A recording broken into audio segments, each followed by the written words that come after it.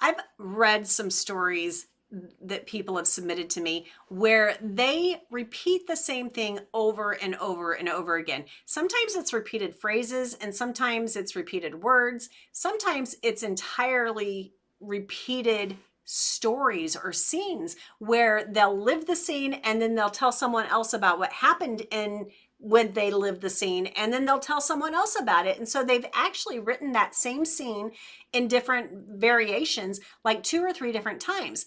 And don't do that. Give your scene and give it the word count and the depth that it deserves.